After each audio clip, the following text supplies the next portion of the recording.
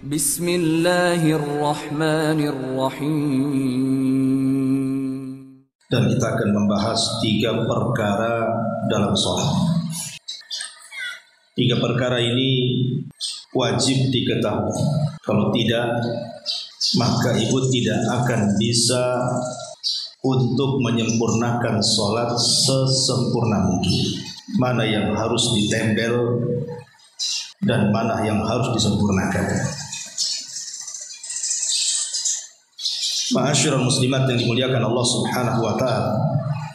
Bahkan yang lebih parah lagi, kalau seandainya tidak bisa membedakan 3 perkara ini, maka bisa sampai ke tingkat batal sholat, bahkan tidak berpahala.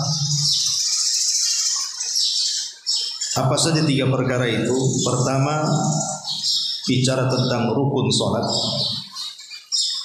Yang kedua, bicara soal wajib-wajib sholat. Dan yang ketiga, bicara soal sunnah-sunnah sholat. Maka kita harus bisa membedakan mana yang rukun, mana yang wajib, dan mana yang sunnah. Adapun yang rukun, ulama kemudian membahas bahwa rukun sholat itu ada 14. Rukun sholat itu ada 14. Adapun yang wajib ada 8. Adapun yang sunnah itu terbagi 2. Ada sunnah yang disebut dengan sunnah qauliyah, sunnah ucapan dalam sholat, dan itu ada 7. Kemudian yang kedua, sunnah fi'liyah, sunnah yang berkaitan dengan perbuatan, dan itu ada 6. Ini yang kita akan bahas secara singkat. Rukun ada 14. Supaya hafal saya buat angka dulu biar enak hafalnya. Jadi rukun ada 14, wajib ada 8, sunnah ucapan ada 7, dan sunnah perbuatan ada 6. Simpan di otak kita. Yang pertama, di antara rukun salat adalah al-qiyam fil fardhi ma'al qudrah. Berdiri dalam salat wajib dan dia sanggup melakukannya. Ma'asyiral muslimat yang dimuliakan Allah Subhanahu wa taala, posisi rukun ini itu hampir mirip dengan syarat. Kalau syarat itu letaknya di luar, kalau rukun itu letaknya di dalam. Kalau syarat itu letaknya di luar seperti wudu, kan di luar sholat, menghadap kiblat dan begitu seterusnya. Tetapi kalau sudah masuk dalam sholat, maka bukan syarat namanya, tapi rukun. Rukun ini tidak bisa gugur dengan 3 perkara. Sengaja ditinggalkan, karena kejahilan, atau karena lupa. Tidak bisa gugur karena 3 perkara ini. Umpamanya orang meninggalkan rukun, dia tidak mengucapkan takbiratul ihram, langsung bersedekap umpamanya. Kemudian kita katakan, kenapa kamu tidak takbiratul ihram? Lupa saya, batal sholatnya. Nggak ada cerita lupa. Ya. Kenapa kamu tidak takbiratul ihram? Saya tidak tahu kalau itu rukun, batal sholatnya. Tidak bisa gugur karena kebodohan. Ya. Apalagi ditinggalkan secara sengaja, makin batal sholatnya. Jadi rukun itu hanya gugur dengan al-ajzu, ketidakmampuan. Baru bisa gugur kalau memang tidak mampu melakukan. Itu pun ada gantinya. Seperti berdiri dalam sholat, kalau tidak sanggup duduk, kan gitu ya. Kalau tidak sanggup duduk, baring. Jadi rukun itu hanya bisa digugurkan karena ketidakmampu melakukan. Tapi kalau karena unsur kesengajaan ataupun unsur lupa atau unsur kejahilan, maka tidak ada uzur, tetap sholatnya batal. Makanya penting mengenal rukun ini. Jangan bilang nggak tahu, jangan bilang lupa, nggak ada urusan dengan itu. Kalau sudah ditinggalkan, baik ibu lupa, baik ibu tidak sengaja, baik ibu jahil ataupun tahu, gugur sholatnya. Jadi yang pertama adalah al-qiyam fil fardhi ma'al qudrah. Ibu sanggup berdiri berdiri. Tetapi yang dimaksud berdiri di sini adalah pada sholat wajib. Kalau sholat sunnah berdiri itu sunnah. Jadi ibu kalau sholat sunnah, kau duduk sah sholat. Karena berdiri bukan rukun dan juga bukan wajib, sunnah saja. Makanya Rasul pernah sholat sunnah dengan duduk. Tapi Nabi SAW melakukan seperti itu untuk menjadikan syariat bahwa perbedaan sholat sunnah dengan sholat wajib itu, kalau berdiri di sholat wajib masuk pada rukun, tapi kalau berdiri di sholat sunnah bukan rukun dan pahalanya beda. Kalau tidak berdiri dalam sholat wajib batal sholat. Tapi kalau tidak berdiri dalam sholat sunnah, maka pahala sholat duduk separuh daripada pahala sholat berdiri. Sampai sini paham? Oke. Ma'asyiral muslimat yang dimuliakan Allah Azza wa Jalla, dalilnya tentu perbuatan Nabi SAW sendiri. Beliau tidak pernah sholat wajib itu dalam posisi duduk, kecuali dalam kondisi-kondisi tertentu. Tapi hukum asal daripada berdiri dalam sholat wajib itu rukun, tidak bisa ditinggalkan kecuali karena ketidakmampuan. Dan Allah mengatakan wa qumu lillahi qanitin, maka berdirilah kepada Allah dengan penuh ketaatan. Ma'asyiral muslimat yang dimuliakan Allah Azza wa Jalla, ini yang pertama. Karena ada kasus begini. Umpamanya ibu masbuk, sementara posisi imam itu sedang ruku. Posisi imam sedang ruku. Kemudian ibu langsung ikut ruku tanpa berdiri. Memang mengucapkan takbir, ya, tapi sambil ruku gitu. Itu tidak sah. Kenapa? Karena berdiri belum ada. Berarti berdiri tegak lurus dulu, baru takbiratul ihram, baru kemudian ruku. Itu maksudnya. Ini harus dipahami ya. Jangan main ruku saja. Takbiratul ihram dulu, berdiri dulu, tegak lurus semuanya, kemudian takbiratul Allahu Akbar, kemudian ikut ruku. Kemudian yang kedua takbiratul ihram. Takbiratul ihram ini rukun. Maksudnya takbiratul ihram ini ucapan Allahu Akbar. Ya. Ucapan Allahu Akbar itu maksudnya takbiratul ihram, bukan mengangkat tangan. Mengangkat tangan itu sunnah hukumnya. Walaupun ibu tidak mengangkat tangan, ibu katakan Allahu Akbar, itu sudah sah. Jadi takbiratul ihram itu ucapan Allahu Akbar di permulaan sholat. Nah, itu disebut takbiratul ihram. Adapun mengangkat tangan seperti ini, entah sejajar dengan bahu, entah sejajar dengan telinga, itu bukan rukun. Makanya ada, kalau ibu pernah umroh atau haji, lihat kadang orang sholat itu diam saja tangannya kan, tapi mulutnya mengucapkan Allahu Akbar. Jadi takbiratul ihram itu maksudnya ucapan Allahu Akbarnya itu yang rukun. Berarti kalau seandainya kemudian ibu masbuk langsung ruku, yang dimaksud ruku Allahu Akbar itu maksudnya Allahu Akbar hendak ruku, bukan takbiratul ihram, tidak sah. Berarti ibu berdiri dulu, Allahu Akbar, baru rukunya Allahu Akbar lagi. Nah, itu maksudnya. Nah, ini yang kedua, takbiratul ihram. Kemudian yang ketiga, qiraatul Fatihah. Membaca surah Al-Fatihah. Berarti doa iftitah dalam sholat, doa iftitah dalam sholat itu bukan rukun. Walaupun ibu tidak baca iftitah dalam sholat, sah sholatnya. Tapi walaupun sah sholatnya, ya kalau bisa jangan ditinggalkan kan itu. Tapi yang ingin saya katakan bahwa dari bacaan ketika berdiri itu, yang rukun hanya baca Fatihah saja. Maka ibu tidak boleh meninggalkan Fatihah, baik dalam sholat berjamaah, baik dalam sholat sendiri. Maka baik ibu jadi imam, baik ibu jadi makmum, maka Fatihah itu jangan ditinggalkan. Yang jadi khilaf itu hanyalah ketika ibu berimam kepada yang dikeraskan suaranya. Seperti zuhur, maghrib, isya dan subuh itu kan dikeraskan.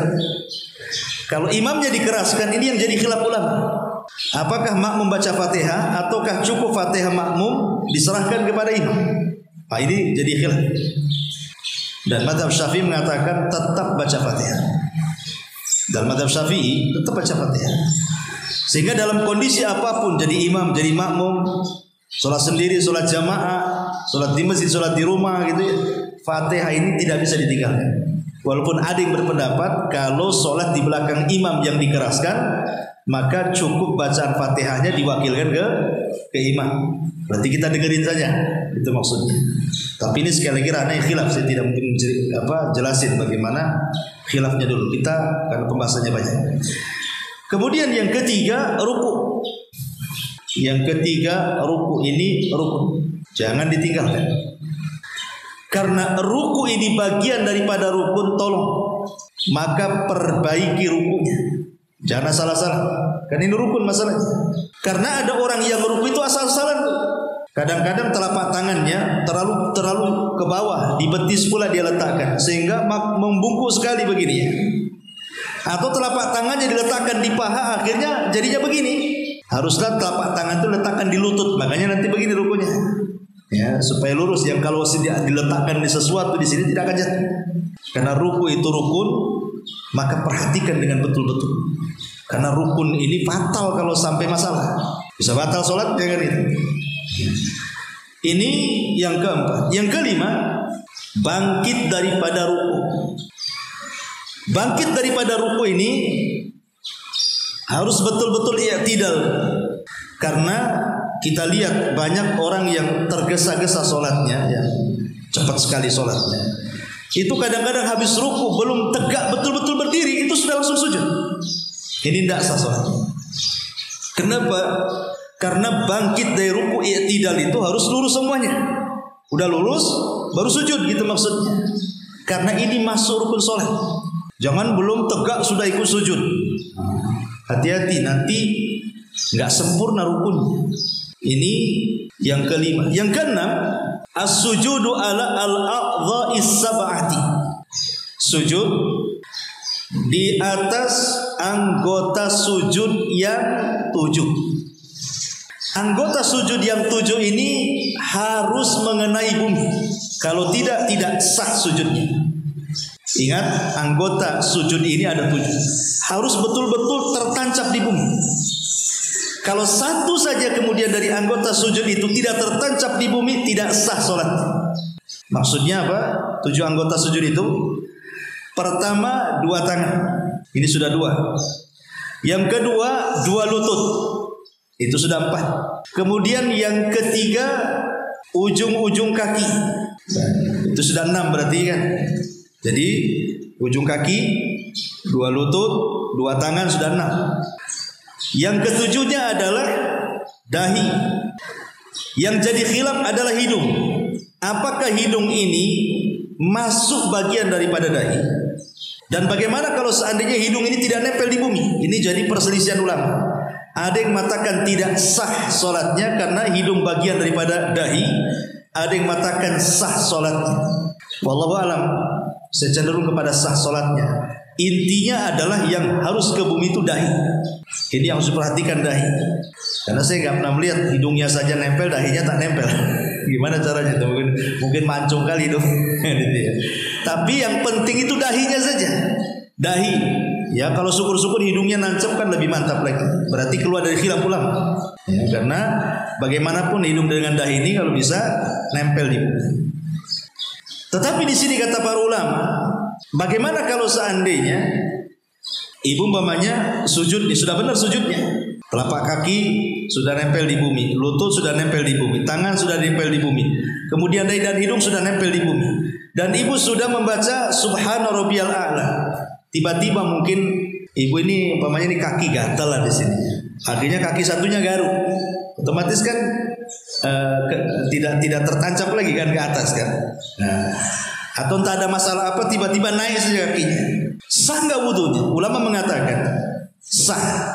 Yang penting ketika ibu mengucapkan Subhana Rabbiyal A'la itu yang pertama, kan yang wajib 1 kali. Adapun Subhana Rabbiyal A'la yang kedua itu sunnah hukumnya. Yang ketiga sunnah. Yang wajib itu 1 kali. Ketika mengucapkan Subhana Rabbiyal A'la, itulah nancap semua. Selepas itu kalau seandainya kakinya ngangkang ke atas gitu ya kan, maka tidak memudaratkan sujud. Jadi yang harus diperhatikan itu, ketika membaca Subhana Rabbiyal A'la pertama kali, tancapkan semua anggota badan sujudnya. Bisa dipahami ya? Nah, ini yang keenam. Kemudian yang ketujuh, dan tentu sujud ini juga bagian yang paling penting dalam sholat. Sujud itu bagian yang paling penting dari semua gerakan sholat. Gerakan sholat itu banyak, tapi yang paling inti adalah di sujud. Kenapa yang paling inti di sujud? Ulama mengatakan karena kemuliaan manusia itu ada di wajah. Kemuliaan manusia itu ada di wajah. Ketika kemudian wajah yang sangat mulia ini kemudian diletakkan di bumi, itu menunjukkan apa? Ibu sedang menghinakan diri. Menghinakan diri karena wajah ini mulia, harus diletakkan di atas. Tiba-tiba kemudian ibu letakkan di bawah, ini kan sama menghinakan dirinya. Tetapi ibu sedang menghinakan diri di hadapan Allah Azza wa Jalla. Berarti di sini ada qimmatut tauhid. Ada puncak daripada tauhid. Kita sedang menghambakan betul-betul penghambaan diri kepada Allah. Dari sini kata Nabi sallallahu alaihi wasallam, alaika bid-du'a. Disitulah doa yang paling mustajab ketika sujud itu. Maka kata Nabi SAW, sungguh-sungguhlah kalian di dalam berdoa ketika sujud, karena itulah penghambaan yang sesungguhnya. Makanya perhatikan gerakan-gerakan dalam sujud. Jangan sampai sujud seperti duduknya anjing. Umpamanya lututnya sambil begini, tapi angkat. Ya, jauhkan dari lambung sini sikutnya. Jadi intinya sempurnakanlah gimana caranya sujud itu. Walaupun yang penting tadi adalah 7 anggota sujud harus nempel di bumi, karena ini rukun. Ma'asyiral muslimat yang dimuliakan Allah Subhanahu wa taala. Kemudian yang nomor 7-nya ar-raf'u minas sujud. Bangkit daripada sujud. Bangkit daripada sujud itu rukun. Kemudian yang nomor 8, al-jilsatu baina sajdataini, duduk di antara 2 sujud. Itu harus tumaninah. Ada orang baru bangkit dari sujud, sujud lagi, tergesa-gesa mau kemana? Ya, jadi harus betul-betul tumaninah. Betul-betul habis sujud pertama, kemudian bangkit, duduk, rileks dulu, kembalikan tulang-tulang persendiannya, kemudian baca Rabbighfirli kan itu ya. Kemudian baru sujud lagi. Kemudian yang nomor 9, at-tuma'ninatu fi jamil arkan.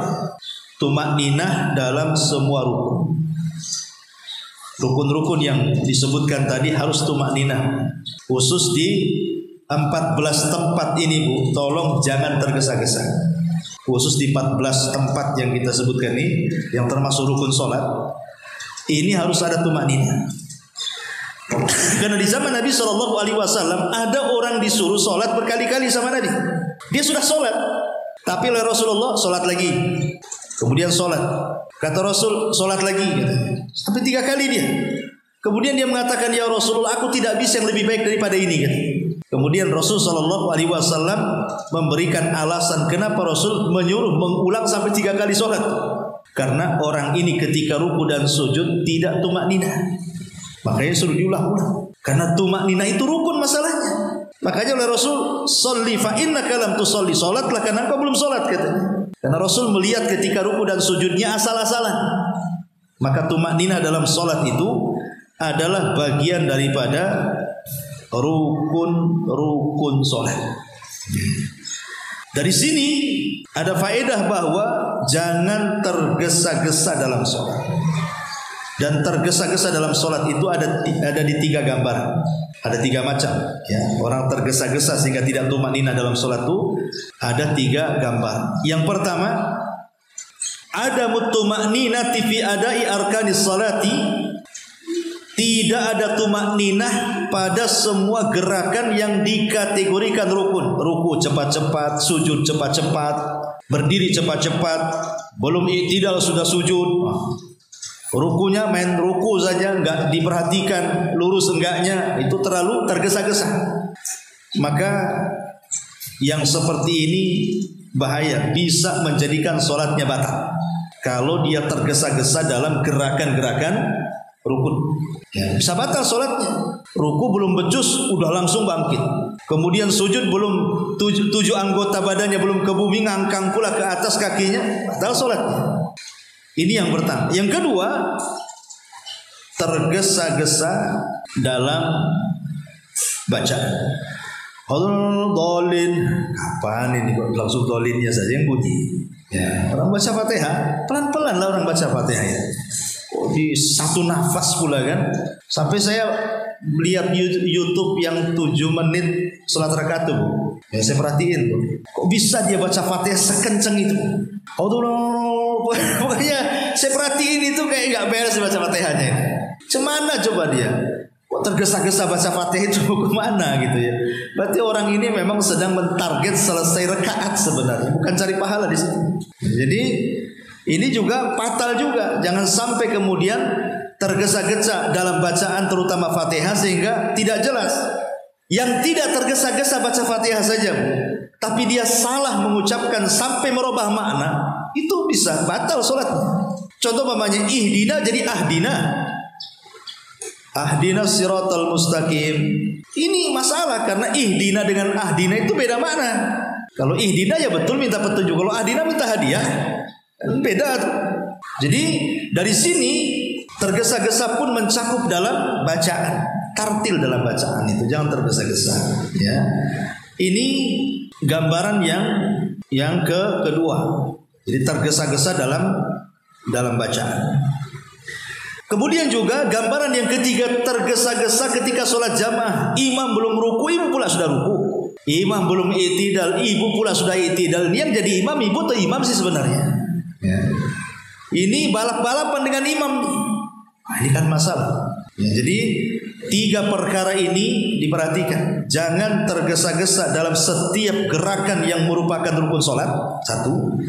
Yang kedua, jangan tergesa-gesa dengan bacaan yang merupakan rukun sholat. Dan yang ketiga, jangan balap-balapan dengan imam. Nah, ini bisa masalah sholatnya.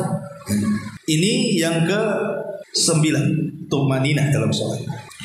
Kemudian yang ke-10, at-tasyahudul akhir. Tasyahud akhir. Kalau tasyahud awal itu bukan rukun tapi wajib.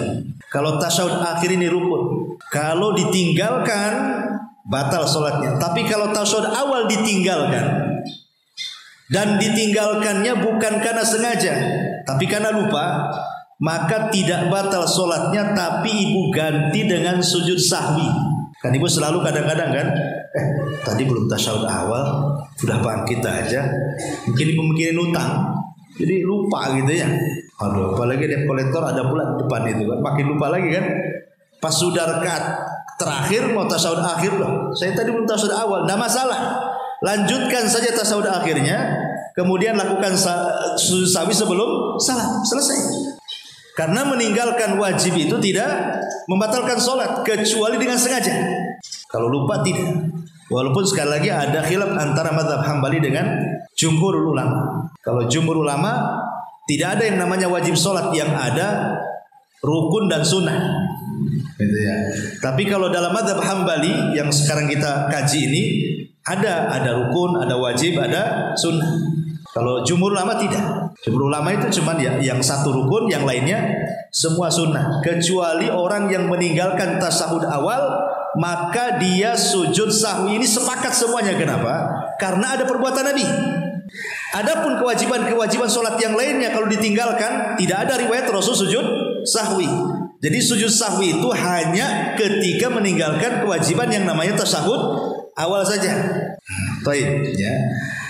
Kemudian yang ke-11, al-julus litasyahudil akhir. Duduk ketika tasyahud akhir. Karena duduk ini bagian daripada rukun, maka perbaiki duduknya. Harus betul-betul duduk gitu ya. Jangan salah-salah duduk. Kemudian yang nomor 12, as-salatu ala nabi. Bersolawat kepada Nabi. Kan dalam bacaan tasyahud akhir itu ada solawat Ibrahimiyah kan. Allahumma salli ala Muhammad wa ala ali Muhammad kama sallaita ala Ibrahim wa ala ali Ibrahim innaka Hamidum Majid. Allahumma barik ala Muhammad wa ala ali Muhammad kama barakta ala Ibrahim wa ala ali Ibrahim innaka Hamidum Majid. Lah ini namanya solawat Ibrahimiyah.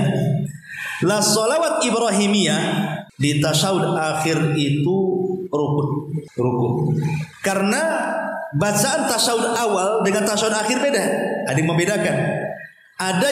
Ada yang mengatakan bahwa tasyahud awal itu bacaannya sampai di kalimat syahadat saja.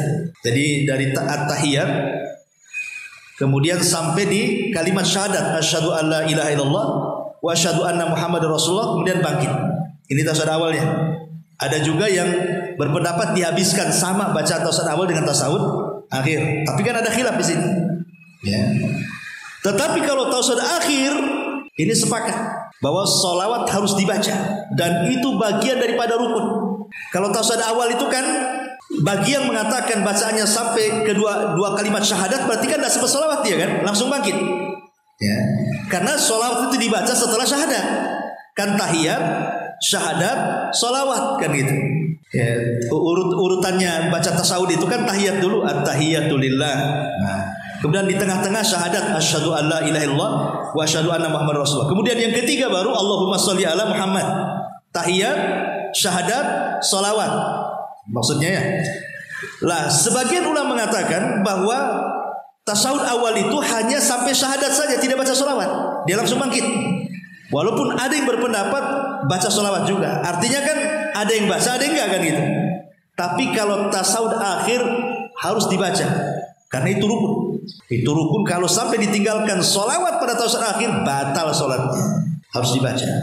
Kemudian yang nomor 13, at-tartib baina arkanis sholat. Lakukan sholat itu secara tartib. Jangan habis Fatihah langsung sujud, ruku aja belum. Tartiblah kan itu. Shallu kama ra'aitumuni usolli. Sholatlah kalian sebagaimana kalian melihat aku sholat, kata Rasulullah. Jadi tartib ya betul-betul tartib, dari takbiratul ihram, kemudian iftitah dan Fatihah, kemudian surat, kemudian ruku, gitu maksudnya. Persis seperti yang diajarkan macam mana Rasul dari awal sampai akhir sholatnya. Jangan ibu tukar. Ibu malas berdiri, ibu ambil tasawuf dulu, habis itu baru berdiri, tidak bisa batal sholatnya. Karena tartib itu bagian daripada rukun sholat. Kemudian yang terakhir, at-taslimani, ucapan salam. Ingatnya, bukan gerakan kepala, tapi ucapan assalamualaikum warahmatullah. Itu rukunnya di situ. Jadi kalau ibu seandainya tidak tengok-tengok, sah sholatnya. Umpamanya tasawuf akhir nih, ibu sudah membaca semuanya.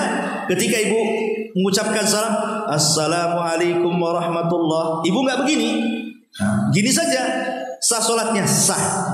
Kenapa? Karena yang rukun itu ucapan assalamualaikumnya. Adapun kepala yang tengok kiri ke kanan itu sunnah saja. Seandainya ibu umpamanya ke atas ke bawah pun sah saja. Assalamualaikum warahmatullahi wabarakatuh. Assalamualaikum. Tapi kan Rasul nggak mencontohkan. Seandainya ibu buat kayak gitu sah. Kenapa? Karena yang penting salamnya, ucapannya itu loh. Itu yang rukun, itu ucapan assalamualaikum warahmatullahi. Itu yang rukunnya di situ.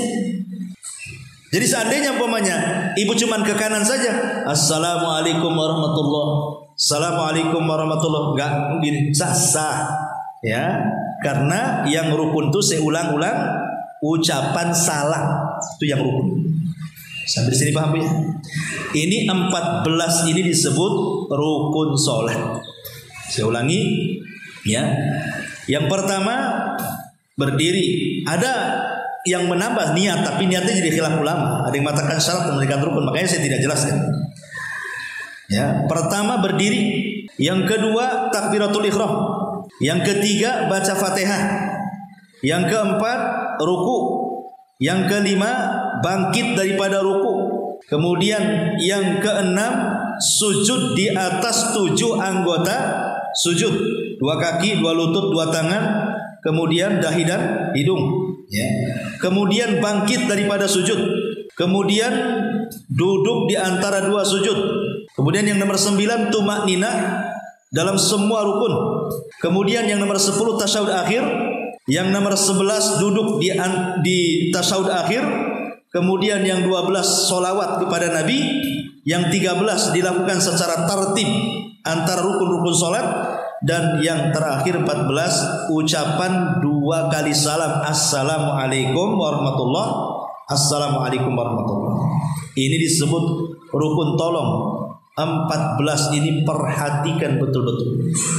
Karena meninggalkan rukun ini bisa sampai membatalkan sholat dan tidak bisa diberi udzur. Saya ulangi dari awal tadi kan, rukun itu tidak bisa ada udzur karena lupa, karena tidak tahu, atau karena sengaja. Kalau sampai ditinggalkan, batal sholatnya. Jadi gugurnya rukun itu hanya bisa dilakukan ketika ibu tidak sanggup melakukan itu saja. Gak sanggup berdiri karena kakinya asam urat, terpaksa duduk. Nah, itu hanya dalam kondisi tidak sanggup baru gugur rukun itu. Ini yang pertama yang harus dipahami. Yang kedua,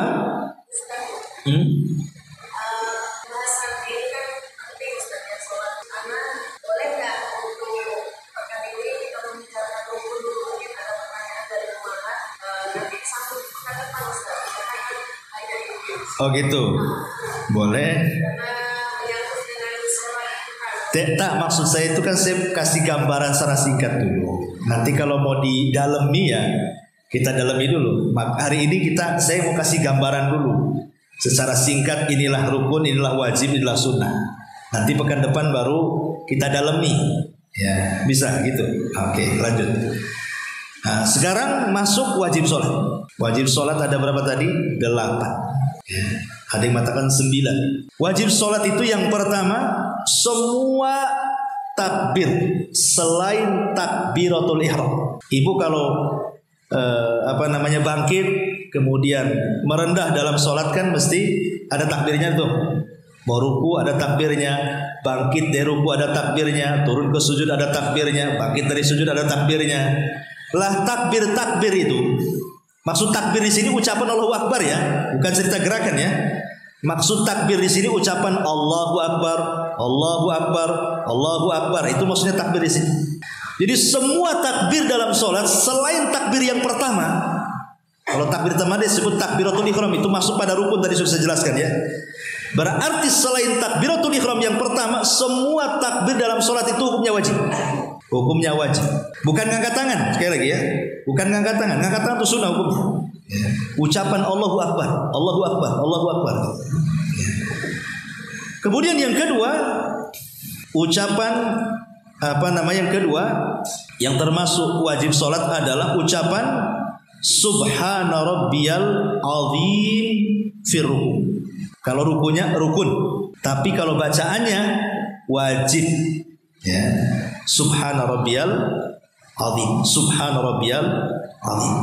Menurut Hanabilah, mazhab Ahmad, kalau sampai ditinggalkan secara sengaja batal sholatnya. Tapi menurut mayoritas ulama tidak batal sholat, karena mayoritas ulama hanya membagi rukun dan sunnah, nggak ada wajib.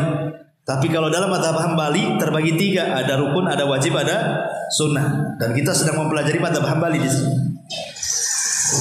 Jadi ucapan Subhana Rabbiyal Azim itu wajib, jangan sampai ditinggalkan. Kemudian yang ketiga, ucapan Sami Allahu liman hamidah, baik makmum ataupun imam. Ini baik imam atau ibu dalam posisi sholat sendiri. Sami Allahu liman hamidah, ini wajib. Kemudian yang keempat, ucapan Rabbana walakal hamd, Rabbana walakal hamd, baik imam ataupun makmum. Kemudian yang nomor 5, Subhana Rabbiyal A'la dalam sujud. Kemudian yang nomor 6, ucapan Rabbighfirli di antara 2 sujud. Kemudian yang ke-7, tasyahud awal. Dan yang ke-8, duduk dalam tasyahud awal. Ini 8 perkara yang disebut wajib-wajib sholat. Semua takbir kecuali takbiratul ihram, ucapan Subhana Rabbiyal Azim dalam ruku, ucapan Sami Allahu liman hamidah bangkit daripada ruku, ucapan Rabbana walakal hamd ketika i'tidal, kemudian ucapan Subhana Rabbiyal A'la ketika sujud, kemudian ucapan Rabbighfirli duduk di antara 2 sujud, kemudian tasyahud awal dan duduknya di tasyahud awal. Itu semua adalah wajibatus sholat, kewajiban sholat. Ma'asyiral muslimat yang dimuliakan Allah Azza wa Jalla, tadi saya sudah singgung 8 perkara ini yang kalau seandainya ditinggalkan secara lupa, maka yang mendatangkan sujud sahwi itu hanya di tasyahud. Ya, jadi kalau ibu lupa tidak tasyahud awal langsung bangkit, di sini mendatangkan sujud sahwi. Tapi selain daripada tasyahud awal tidak perlu. Pamannya ibu lupa membaca sami Allahu liman hamidah, ya, atau lupa membaca subhana rabbiyal azim, atau lupa membaca subhana rabbiyal a'la gitu ya. Maka tidak ada sujud sahwi. Yang sujud sahwi itu kalau meninggalkan tasawuf saja. Nah, itu keterangan ulama seperti itu. Tapi walaupun ini penjelasannya panjang, saya ngeringkas saja biar secara global ibu tahu. Nah, gitu ya. Oh, kalau ditinggalkan ini sujud, kalau ini enggak gitu maksudnya gitu ya. Ini yang kedua, kewajiban sholat.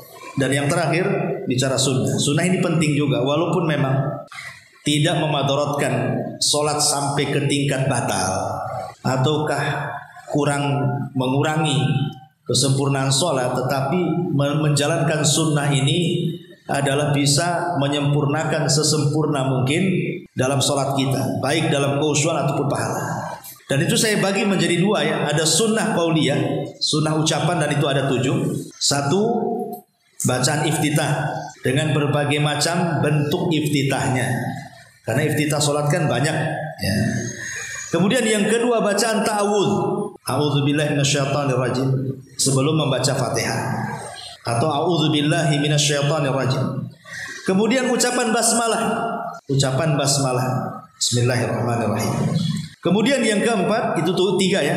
Yang pertama iftitah, yang kedua ta'awudz, yang ketiga basmalah, yang keempat tambahan bacaan dalam ruku. Subhana rabbiyal azim, yang pertama itu wajib, yang kedua dan yang ketiga dan seterusnya sunnah. Jadi ibu kalau tergesa-gesa baca 1 kali saja sudah melaksanakan kewajiban namanya ya. Kalau mau nambah berarti ibu menambah dengan sunnah ya.